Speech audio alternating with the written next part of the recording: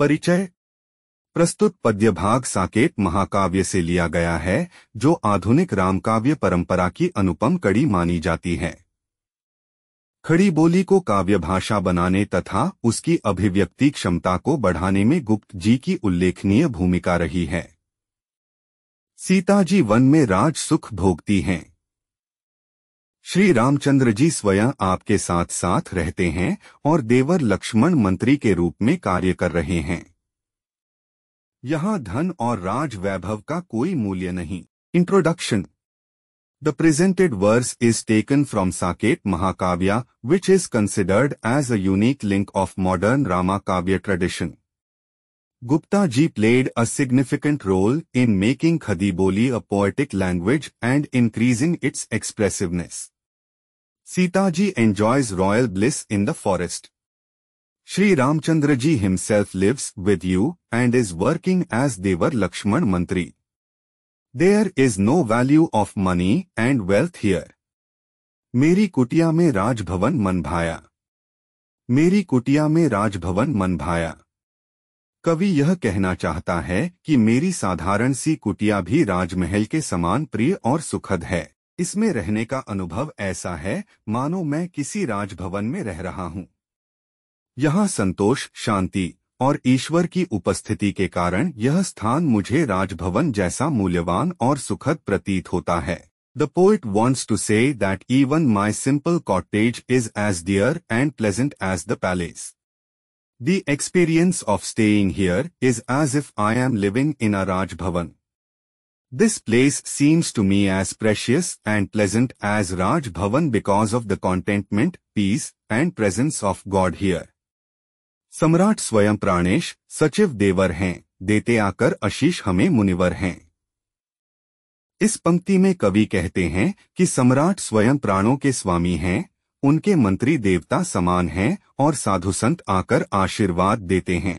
यह पंक्ति उस आदर्श शासन व्यवस्था को दर्शाती है जहां राजा और उसके सहायक दिव्य गुणों से संपन्न हैं और उनका मुख्य उद्देश्य जनता के कल्याण के लिए कार्य करना है। मुनि साधु का आशीर्वाद इस दिव्य वातावरण को और पवित्र बनाता है। In this line, the poet says that the emperor himself is the master of souls, his ministers are like gods and bless them as saints. This line represents that ideal system of government where the king and his assistants are endowed with divine qualities and their main objective is to work for the welfare of the people. The blessings of Muni, Sadhu make this divine atmosphere more sacred. धन तुच्छ यहाँ यद्यपि असंख्य आकर हैं। पानी पीते मृग सिंह एक तट पर हैं। इस पंक्ति में कवि उस स्थिति को चित्रित करते हैं जहां धन संपत्ति को महत्व नहीं दिया जाता, भले ही उसके स्रोत आकर अनगिनत क्यों न हो। यह स्थान नैतिकता और संतुलन का प्रतीक है। यहाँ ऐसा सौहार्दपूर्ण वातावरण है कि हिंसक सिंह और डरपोक मृग एक ही तट पर पानी पीते हैं। यह शांति और समानता की आदर्श स्थिति को दर्शाता है जहाँ शक्ति और निर्बलता एक साथ सहअस्तित्व में रहते हैं। In this line, the poet portrays a situation where wealth is not valued even though its sources are countless. This place symbolizes morality and balance. Here is such a friendly atmosphere that the fierce lion and the timid deer drink on the same coast. It represents the ideal state of peace and equality, where strength and weakness coexist together. Sita रानी को यहाँ लाभ ही लाया। मेरी कुटिया में राजभवन मन भाया। इस पंक्ति में कवि कहते हैं कि सीता रानी को इस स्थान पर आने से केवल लाभ ही हुआ। साधारण कुटिया का सादगीपूर्ण वातावरण, जिसमें भी राजमहल जैसी गरिमा और आनंद का अनुभव होता है, उनकी आत्मा को संतोष और शांति प्रदान करता है। यह साधारणता में भी महानता का संदेश देता है और दिखाता है कि सादगीपूर्ण जीवन में भी राजसी सुखों का अनुभव किया जा सकता है। In this line, the poet says that Queen Sita only benefited from coming to this place. The simple atmosphere of a simple cottage, which also has a sense of palace-like dignity and bliss, brings contentment and peace to his soul. It conveys the message of greatness even in ordinariness and shows that majestic pleasures can be experienced even in a simple life. औरों के हाथों यहाँ नहीं पलती हूँ, अपने पैरों पर खड़ी आप चलती हूँ। इस पंक्ति में कवि स्वाभिमान और आत्मनिर्भरता का परिचय देते हैं। यहाँ व्यक्ति कहता है कि वह दूसरों के सहारे पर निर्भर नहीं रहती, बल्कि अपने दम पर खड़ी होती है और अपने जीवन को आगे बढ़ाती है। यह पंक्ति आत्मनिर्भरता, स्वतंत्रता और आत्मसम्मान के मूल्यों को उजागर करती है। इसमें यह संदेश छिपा है कि हर व्यक्ति को अपनी ताकत और क्षमताओं पर भरोसा करना चाहिए। In this line, the poet introduces self-esteem and self-reliance. Here the person says that she does not depend on the support of others, but stands on her own and moves her life forward.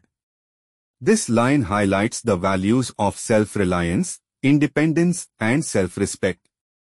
It has a hidden message that every person should trust their own strength and abilities. श्रमवार बिंदु फल स्वास्थ्य शुक्ति फलती हूँ, अपने अंचल से व्यजन आप झलती हूँ। इस पंक्ति में कवि आत्मनिर्भरता और सरलता का चित्रण करते हैं। वे कहते हैं कि मेहनत और परिश्रम के पसीने की बूंदें ही उनके स्वास्थ्य और शक्ति का फल देती हैं। वे अपने अंचल दुपट्टे से स्वयं अपने लिए हवा करते हुए अपनी सादगीपूर्ण और स्वाभिमानी जीवन शैली को व्यक्त करते हैं। यह पंक्ति बताती है कि जीवन का सच्चा सुख और संतोष आत्मनिर्भरता और अपने प्रयासों से ही मिलता है। In this line the poet portrays independence and simplicity. They say that the drops of sweat of hard work and hard work give the fruit of their health and strength. They express their simple and self-respecting lifestyle by fanning themselves with their aanchal dupatta. This line tells that the true happiness and satisfaction of life comes from self-reliance and self-effort. तनुलतास फलतास वादु, आज ही आया मेरी कुटिया में राजभवन मन भाया। इस पंक्ति में कवि कहते हैं कि शरीर रूपी लता, बेल पर सफलता का मीठा फल आज प्राप्त हुआ है। साधारण कुटिया में भी ऐसा अनुभव हो रहा है मानो यह राजभवन के समान आनंद और गौरव प्रदान कर रही हो। यह पंक्ति साधारण जीवन में सफलता और संतोष के महत्व को दर्शाती है, जहां मेहनत और आत्मनिर्भरता से प्राप्त सुख राजमहल के सुखों से भी अधिक प्रिय प्रतीत होता है। In this line, the poet says that the sweet fruit of the body Rupi Lata, wine, has been obtained today. Even an ordinary cottage feels as if it is providing the same joy and glory as a palace. This line shows the importance of success and contentment in ordinary life, where the happiness of hard work and self-reliance seems dearer than the pleasures of the palace. किस्सा लेकर स्वागत हेतु हिला करते हैं, मृदु मनोभाव सम सुमन खिला करते हैं। इस पंक्ति में कवि प्राकृतिक सौंदर्य और स्वागत की भावना का वर्णन करते हैं। नवांकुरित पत्तों के हाथ किस्सा लेकर मानो आगंतुकों के स्वागत में झूमते हैं। कोमल भावनाओं के समान फूल खिलते हैं और अपनी मधुर सुगंध फैलाकर आनंद और प्रेम का संदेश देते हैं। यह पंक्ति प्रकृति की सजीवता और उसके हृदयस्पर्शी आतिथ्य का प्रतीक है। In this line the poet describes the natural beauty and the feeling of welcome. The hands of the newly sprouted leaves are swinging as if welcoming visitors. A flower similar to tender feelings blooms and spreads its sweet fragrance and conveys the message of joy and love. This line symbolizes the vitality of nature and its heartwarming hospitality. निधि खोले दिखला रही प्रकृति निज माया, मेरी कुटिया में राजभवन मन भाया। इस पंक्ति में कवि कहते हैं कि प्रकृति अपनी संपत्ति, निधि और मोहक अद्भुत रूप, माया को प्रकट कर रही है। यह सब देखकर साधारण कुटिया भी राजभवन के समान भव्य और प्रिय लगने लगी है। यह पंक्ति सादगी और प्रकृति के सौंदर्य के प्रति व्यक्ति के आकर्षण और संतोष को दर्शाती है, जो जीवन में भौतिक सुखों से अधिक महत्वपूर्ण है। In this line, the poet says that nature is manifesting it's wealth, Nidhi, and it's alluring wonderful form, Maya. Seeing all this, even an ordinary cottage looks grand and dear like a Raj Bhavan. This line shows one's attraction and satisfaction towards the simplicity and beauty of nature, which is more important than material pleasures in life. कहता है कौन की भाग्य ठगा है मेरा, वह सुना हुआ भय दूर भगा है मेरा। इस पंक्ति में कवि आत्मविश्वास और अपने भाग्य पर भरोसे को व्यक्त करते हैं। वह कहते हैं कि कौन कहता है कि भाग्य ने उन्हें ठगा है। पहले जो डर उनके मन में था वह अब समाप्त हो गया है। यह पंक्ति दृढ़ संकल्प और मन की स्थिरता को दर्शाती है, जो किसी भी चुनौती का सामना करने के लिए आवश्यक है। यह भी इंगित करती है कि भय केवल मन की कल्पना है, जिसे आत्मविश्वास से दूर किया जा सकता है। In this line, the poet expresses self-confidence and trust in his fate. He says who says that fate has cheated him. The fear that he had in his mind earlier is now gone. This line shows determination and stability of mind, which is necessary to face any challenge. It also indicates that fear is only an imagination of the mind, which can be overcome with self-confidence. कुछ करने में अब हाथ लगा है मेरा, one में ही तो गार्हस्थ्य जगा है मेरा। इस पंक्ति में कवि अपने परिश्रम और नए आत्मविश्वास को व्यक्त करते हैं। वे कहते हैं कि अब उन्हें अपने हाथों से कुछ करने का अवसर मिला है और उनके जीवन में गृहस्थ जीवन का आनंद वन जैसे शांत और प्राकृतिक स्थान में ही जागृत हो गया है। यह पंक्ति इस बात पर प्रकाश डालती है कि सादगी और प्रकृति के निकटता में भी गृहस्थ जीवन का सुख पाया जा सकता है। In this line, the poet expresses his hard work and new confidence. He says that now he has got the opportunity to do something with his own hands, and the joy of household life has awakened in his life in a quiet and natural place like the forest.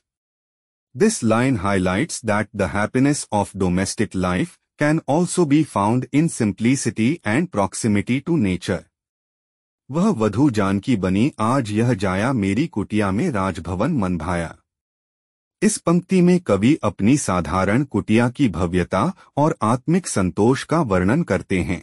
वे कहते हैं कि साधारण जीवन जीने वाली सीता, जानकी, आज राजमहल जैसी गरिमा और महानता को अपनाने वाली प्रतीत होती हैं।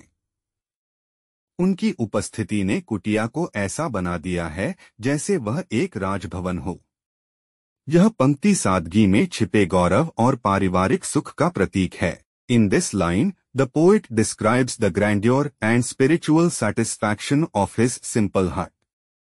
He says that Sita, Janki, who lived a simple life, today seems to adopt the dignity and greatness of a palace. Her presence has made the hut look like a royal palace. This line symbolizes the pride and family happiness hidden in simplicity. फल फूलों से हैं लदी डालियां मेरी, वे हरी पत्तलें भरी थालियां मेरी। इस पंक्ति में कवि प्रकृति की समृद्धि और उसके साथ जुड़ी सादगी को व्यक्त करते हैं। वे कहते हैं कि उनकी डालियां फल फूलों से लदी हुई हैं और हरी भरी पत्तियां प्राकृतिक थालियों की तरह हैं जो भोजन परोसने का कार्य करती हैं।